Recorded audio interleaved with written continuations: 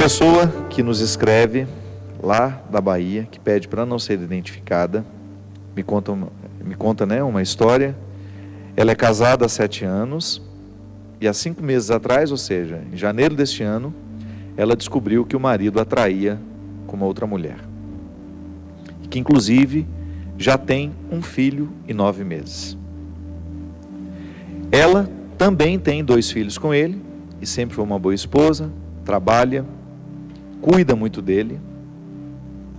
Só que por causa dessa traição, ela se sente desorientada, sem saber se deve continuar casada. Ela deseja lutar pelo casamento, mas não sabe por onde começar. É possível Deus tocar o coração do meu marido para que ele volte a me respeitar como esposa? Ele é caminhoneiro, temos 34 anos de idade e a pessoa com quem ele está se relacionando tem 20 anos e mora em Pernambuco. Eu continuo morando na Bahia. Estou muito magoada com essa situação e temo não ser feliz mais nessa vida. O que eu posso fazer, Padre? Bem, toda vez que nós passamos por um processo de traição, o primeiro passo é, de alguma maneira, tentar encontrar, né, alguma coisa dentro de nós que nos dê motivo para querer perdoar. É interessante, gente, porque às vezes os relacionamentos são tão desgastados, já são tão mal construídos, se casam de qualquer jeito, né, se encontram de qualquer jeito, se relacionam de qualquer jeito. O casamento acaba sendo uma solução, ou até mesmo um processo natural de um namoro, que não teve muita reflexão, que não teve muito conhecimento, que a pessoa, no momento em que ela vê essa dificuldade, ela acaba nem encontrando muito motivo para a reconstrução da relação.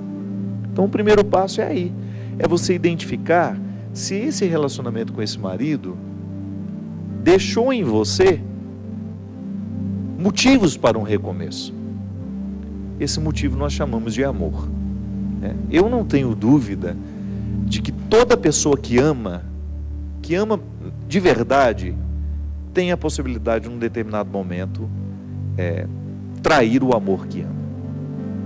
Eu acho que definitivamente, eu não sou adepto dessa visão do amor romântico, do felizes para sempre, que quem ama não trai, que quem ama pode acontecer. Acho que a fraqueza humana, ela está no coração, às vezes, e a gente precisa identificar, que às vezes você tem infidelidade matrimonial, que nem envolveu o sentimento, por razões que desconhecemos, porque são muitas, né? Isso é uma gama de possibilidades muito grande nos dias de hoje. Às vezes houve apenas um envolvimento sexual, a pessoa teve um envolvimento sexual com uma outra, já se arrependeu até mesmo no momento em que estava tendo, porque viu que era vazio, e ali uma infidelidade física que não teve envolvimento afetivo. É ruim, vai fazer sofrer quem foi traído, vai, e não faz sofrer só quem foi traído não, viu? A pessoa, quando é honesta, quando ela tem caráter, ela também fica machucada por causa da traição. Você que está me escutando agora, que já experimentou ser traidor, sabe que também é doído trair. Sobretudo se você é de índole, se você tem caráter, a pessoa de bem, ela fica mal com a traição que realizou. Agora, ela é problemática? Qual é o caminho que você vai encontrar para reconstruir isso? Entre 2 pessoas. Eu acho que o amor é o pilar, é o primeiro elemento que a gente precisa resgatar para poder reconstruir o relacionamento. Porque eu acredito na possibilidade da reconstrução de um relacionamento, mesmo depois da traição. Eu já acompanhei muitos casais, minha gente, que passaram por situações terríveis de traição e que hoje vivem uma fidelidade maravilhosa, porque houve o perdão naquele momento, porque houve a verdadeira reconciliação a partir do amor sentido. Volto a dizer, às vezes foi apenas uma traição física, Não houve nem envolvimento afetivo. Agora, quando existe o envolvimento afetivo, isto é, a divisão do amor, né? Porque antes tem a divisão do corpo. Em muitos casos há o envolvimento afetivo, começa a conversar, começa a telefonar, começa a ter muitos contatos pela internet. A internet facilita demais isso, né? Porque ela acaba criando uma aura de ilusão em torno da pessoa. Aí é mais difícil, é mais complicado, porque você tem um envolvimento afetivo. E eu acredito, minha gente, que todo casal que enfrenta essa dificuldade precisa buscar os recursos para poder tentar recuperar essa relação. Sobretudo se tem filhos, né? Eu acho tão nobre na vida de um casal, sobretudo se existe amor de verdade, você não, gente, vamos nos perdoar e vamos recomeçar por causa do amor que nós temos um pelo outro e por causa do amor que nós temos pelos nossos filhos. O amor será sempre o fator que vai nos ajudar a dar o motivo para perdoar. Agora, perdoar, é aqui que entra a grande questão. Não significa você permitir que o outro fique errando a vida inteira ao seu lado. Não é isso, não. Porque eu acho que tem que ter tudo bem, houve um erro, houve uma queda, houve duas, houve três, não sei. Vamos sentar, vamos começar e vamos conversar e vamos fazer um compromisso de fidelidade. É até interessante, né? Uma vez eu acompanhei um casal de amigos que viveu uma infidelidade. E aquilo foi altamente destruidor para os dois, porque os dois ficaram muito machucados. A que foi traída e o traidor. E eu conhecia um pouco da história deles, e eu sabia que existia amor ali. Que o que aconteceu foi um acidente de percurso. Eu falei para eles, né? Vocês têm Deus na vida de vocês, isso já é importante demais. Então volte lá na igreja que vocês se casaram, sabe? Naquele lugar onde vocês juraram o amor eterno, e refaçam ali as promessas do matrimônio.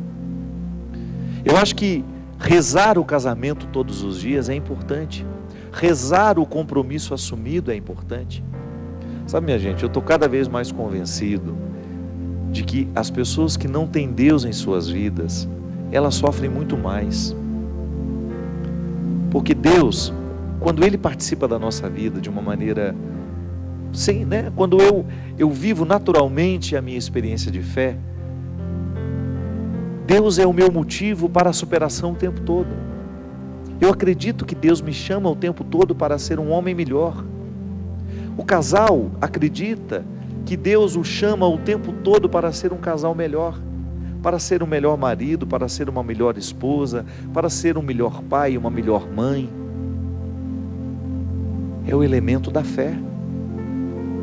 É a fé fazendo efeito em nós.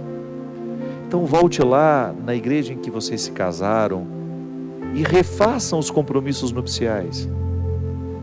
Você em casa, você pode fazer isso todos os dias antes de dormir, né?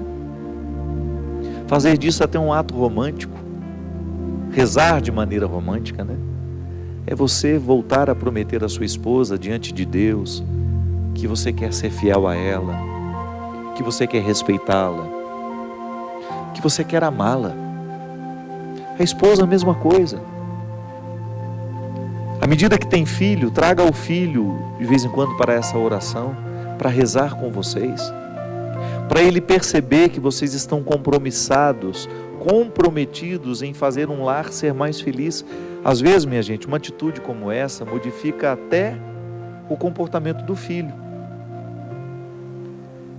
Trazer Deus para o centro da nossa casa, trazer Deus para o centro da nossa vida, sem Ele é muito mais difícil, sabe? E é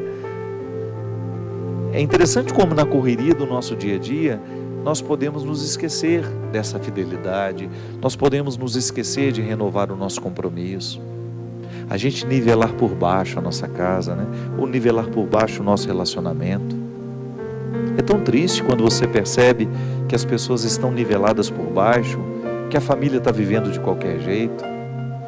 Então, minha filha, viver essa reconciliação é possível? É. Mas sem Deus, ela vai ser muito mais difícil, porque é Deus que vai lhe dar essa coragem de amar o seu marido no momento da fraqueza dele, e a mesma coisa para o marido. É Deus quem vai dar a ele a capacidade de reconhecer o erro e reassumir com você um compromisso de fidelidade. Porque fidelidade não é uma realidade que se vive apenas de um lado. Não é só o marido que vai ser fiel. A fidelidade pede a resposta. Então a esposa precisa estar comprometida com essa fidelidade. É mútuo. O compromisso, ele é mútuo. Ele une, ele entrelaça. E aí, essa fidelidade vale para tudo que nós vamos fazer na vida. Se eu não for fiel à minha vida de padre, àquilo que eu prometi, diante de Deus e diante do bispo Dom Taveira que me ordenou, diante da comunidade que presenciou a minha ordenação, se eu não renovo todos os dias o meu compromisso de fidelidade com aquilo que é o meu sacerdócio, eu corro o risco de me desprender, de esquecer o compromisso assumido e de me nivelar por baixo. Agora, só que quando eu me nivelo por baixo, quando eu já não acredito mais na possibilidade de fazer um esforço para ser melhor padre, ou quando eu já não acredito mais naquilo que eu prometi, quando eu negligencio o tempo todo as promessas assumidas, eu estou criando uma infelicidade interior. Volto a dizer, a traição fere antes de qualquer coisa, é o traidor. E se não fere agora, mais cedo ou mais tarde, você vai sentir a consequência, como se fosse um castigo, né? Deus não castiga ninguém, não. Eu não tenho dúvida disso. Eu acredito piamente na misericórdia de Deus. Eu acho que Deus é incapaz de ter qualquer gesto de punição com quem quer que seja, por pior que seja a pessoa. O que vai acontecer é que as nossas escolhas, muitas vezes, por serem equivocadas e erradas, elas acabam gerando uma espécie de castigo que nos vem naturalmente ao coração e que a gente vai amargar mais cedo ou mais tarde. Porque a traição gera consequências, né? Muito triste você, por exemplo, ver o seu filho se perdendo na vida. Às vezes ele se envolveu com drogas aos 16 anos, 17, mas a separação foi lá quando ele tinha 5. Qual que é a culpa? Eu não gosto de falar de culpa. Qual é a responsabilidade que um pai que saiu de casa, por exemplo, que abandonou a mulher com os filhos, tem sobre aquele filho que 10 anos depois da sua retirada de casa, ter caído nas drogas? Não sei. Pode ser que se o pai estivesse lá dentro, o filho teria caído nas drogas do mesmo jeito? Não sei. Só que as estatísticas nos mostram que famílias bem construídas, bem começadas, bem vividas, elas podem, com certeza, elas podem inibir a criminalidade. Se você vai lá na raiz do crime, se você vai lá por exemplo, como é que chama o lugar onde o povo fica? A Cracolândia. Se você vai na Cracolândia, você vê muita gente que tem família. Mas boa parte daquelas pessoas que estão ali, totalmente deterioradas pelo vício, são vítimas de lares destruídos pelo álcool, pela infidelidade, pela violência. O ser humano não é uma receita mágica. Faz assim, assim, assado, mistura esses elementos que vai dar isso. Não. Mas a gente sabe que quando uma criança é bem orientada, quando uma criança tem amor, quando uma criança tem um lar estruturado que possa lhe dar segurança no momento certo, quando esse lar estimula a coragem no momento certo, quando este lar estimula o crescimento, nós temos uma pessoa com menos possibilidade de se render à droga e tudo aquilo que possa lhe destruir. Sabe por quê? A droga, ela é muitas vezes uma resposta, uma escolha de um coração que não se ama mais. Às vezes a droga, ela entra na vida da pessoa como um processo autodestrutivo, justamente porque falta amor próprio. Então, se a gente tem lá uma responsabilidade em fazer os nossos filhos crescerem bem, né? Dando a eles oportunidades boas. Eu sempre digo isso aqui: a educação dos nossos filhos passa por aquilo que nós vamos ensiná-los a gostar, por exemplo, ou até mesmo estimular os nossos filhos para ter uma vida de esporte, a praticar um esporte desde criança, a ter uma atividade cultural desde criança, aprender um instrumento musical. Mas nós somos pobres.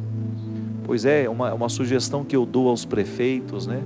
Às administrações públicas, àqueles que têm o poder de decidir o que vão fazer com o nosso dinheiro que nós pagamos em impostos, vão começar a proporcionar criar lugares, fundações, e muita gente tem essas iniciativas para dar às nossas crianças uma oportunidade de aprender um ofício, de aprender uma arte, para quem sabe inibir a entrada da droga,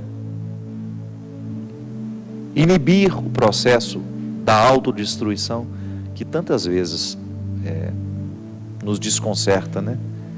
Destruindo gente muito próximas a nós. Zelar pelo casamento, gente, pela estrutura do lar, é uma urgência nos nossos dias. Não podemos negligenciar os nossos papéis de pais e mães na vida dos nossos filhos. E esse papel, pais e mães, está de alguma maneira ligado ao nosso papel esposo e esposa. Então, por isso, que antes de você se entregar às suas fraquezas, pense 1, 2, 3, 4 vezes na felicidade da sua família. Amor é isso, viu? É a gente ser capaz de fazer sacrifício por alguém que nos é especial. Como viver a religiosidade após o divórcio? Nos pergunta a Juliana Braga, de Saquarema. Minha filha, primeira coisa é identificar que a vida não será mais como era antes, né? Não sei qual é a consequência que gerou na sua vida o divórcio, não sei se você tem filhos, se você ficou sozinha, tudo vai depender de como ficamos depois da tempestade. O fato é que todos nós precisamos reencontrar a harmonia que muitas vezes uma separação nos retira. A vida cristã, a religiosidade, você continua tendo o direito de participar. Se você vai reconstruir sua vida, se você vai ter um outro casamento, aí você vai ter as restrições que são próprias e colocadas pela igreja, mas não tem que pensar nisso agora. Isso vai ser uma consequência natural, que você vai buscar orientação com seu pároco na sua paróquia. Não sou eu que vou lhe dizer como é que você vai viver isso. O fato é que você tem que usar da sua religiosidade, você tem que identificar na sua fé um motivo para recomeçar. Eu acho que a fé, ela vai ser sempre um instrumental que nos favorece recomeços. Deus morando no coração da gente, nós vamos ter mais sabedoria para administrar esses acidentes de percurso, né? Então, divorciou-se, agora vai permitir que a sua experiência de Deus vai lhe indicar a melhor maneira de recomeçar a vida. Não é alienação isso, né? É permitir que Deus seja concreto em nós, que Deus haja na nossa vida e que Deus possa orientar as nossas decisões. Eu acho que isso é fundamental. Eu não sou obrigado a ser religioso, eu não sou obrigado a ser cristão. Agora, se eu me disponho a ser cristão, eu tenho que ser honesto. As minhas escolhas precisam passar pelas escolhas de Jesus. O meu jeito de viver precisa passar pelo jeito de viver de Jesus. Eu tenho que ser uma pessoa atenta àquilo que eu estou escolhendo para saber se o que eu estou escolhendo está de acordo com o que Jesus me pede. Agora, o que é interessante é a gente identificar que o nosso recomeço, ele será uma consequência natural da fé que nós experimentamos e vivemos. É fantástico perceber por pior que seja a situação da pessoa, Jesus sempre entrega para ela uma nova possibilidade. Foi assim com Madalena, foi assim com Zaqueu, foi assim com o jovem, aquele rico que nós falávamos, que interrogou, que perguntou: como é que eu posso fazer? A partir daquela pergunta, Jesus identificou uma miséria, uma incapacidade de desprender de si mesmo, porque era muito vaidoso, e entregou para ele uma possibilidade. Jesus nunca fecha as portas. Deus nunca fecha as portas aos seus filhos. E isso é muito confortável. Claro que vai gerar depois inquietações. Essa porta vai te fazer trilhar por caminhos difíceis? Vai.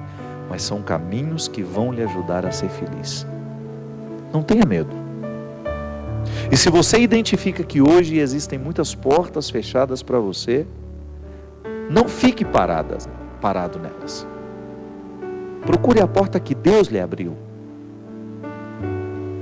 Às vezes aquela porta que se fechou é para o seu bem.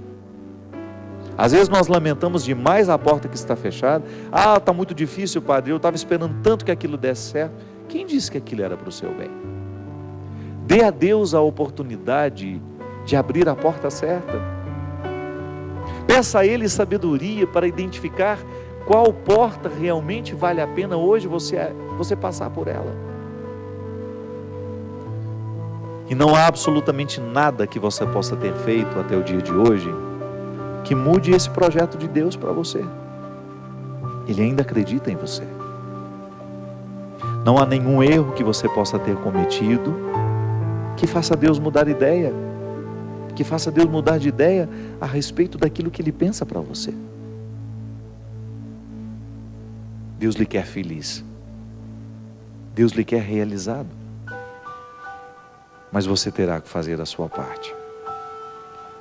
Terá que ter coragem de passar pela porta estreita.